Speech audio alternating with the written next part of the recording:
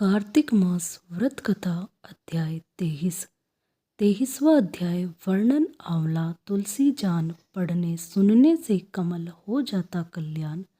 नारद जी बोले, हे राजन, यही कारण है कि कार्तिक मास के व्रत उद्यापन में तुलसी की जड़ में भगवान विष्णु की पूजा की जाती है।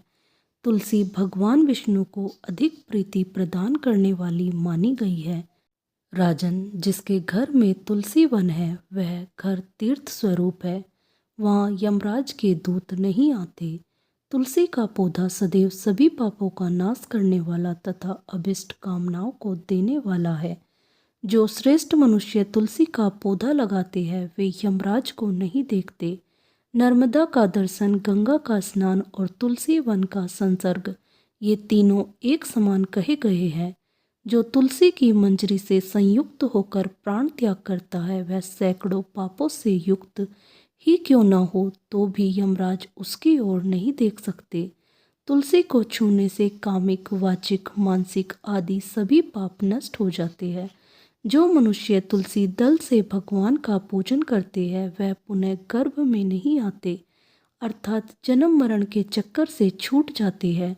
तुलसी दल में पुष्कर आदि समस्त तीर्थ, गंगा आदि नदियाँ और विष्णु प्रभृति सभी देवता निवास करते हैं। हे राजन, जो मनुष्य तुलसी के काष्ठ का चंदन लगाते हैं उन्हें सहज ही मुक्ति प्राप्त हो जाती है और उनके द्वारा किए गए पाप उनके शरीर को छू भी नहीं पाते। जहाँ तुलसी के पौधे की छाया होती है वहीं पितरों की तृप्ति के लिए श्राद्ध करना चाहिए। जिसके मुख में, कान में और मस्तक पर तुलसी का पत्ता दिखाई देता है उसके ऊपर यमराज भी दृष्टि नहीं डाल सकते, फिर दूतों की तो बात ही क्या है।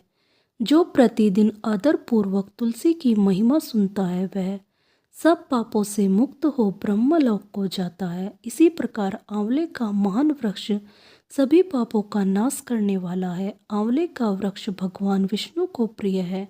इसके स्मरण मात्र से ही मनुष्य गोदान का फल प्राप्त करता है। जो मनुष्य कार्तिक में आंवले के वन में भगवान विष्णु की पूजा तथा आंवले की छाया में भोजन करता है उसके भी पाप नष्ट हो जाते हैं। आंवले की छाया में मनुष्य जो भी पुण्य करता है वह कोटि गुना हो जाता है। जो मनुष्य आंवले की छाया के नीचे कार्तिक में ब्राह्मण दंपत्ति को एक बार भी भोजन देकर स्वयं भोजन करता है वह अन्न दोष से मुक्त हो जाता है। लक्ष्मी प्राप्ति की इच्छा रखने वाले मनुष्य को सदैव आंवले से स्नान करना चाहिए। नवमी, अमावस्या, सप्तमी, संक्रांति, रविवार, चंद्र ग्रहण तथा सूर्य ग्रहण के दिन आंवले से स्नान नहीं करना चाहिए। जो मनुष्य आंवले की छाया में बैठकर पिंडदान करता है उसके पितर भगवान विष्णु के प्रसाद से मोक्ष को प्राप्त होते हैं। जो मनुष्य आंवले के फल और तुलसी दल को पानी में मिलाकर स्नान करता है उसे गंगा स्नान का फल मिलता है। जो मनुष्य आंवले के पत्तों और फलों से देवताओं का पूजन करता है उसे स्वर्ण, मणि और मोतियों द्वारा पूजन का फल प्राप्त होता है। कार्तिक मास में जब सूर्य तुला राशि में होता है तब सभी तीर्थ, ऋषि, देवता और सभी यज्ञ आंवले के वृक्ष में वास करते हैं। जो मनुष्य द्वादशी तिथि को तुलसी दल और कार्तिक में आंवले की छाया में बैठकर भोजन करता है उसके 1 वर्ष तक अन्न संसर्ग से उत्पन्न हुए पापों का नाश हो जाता है।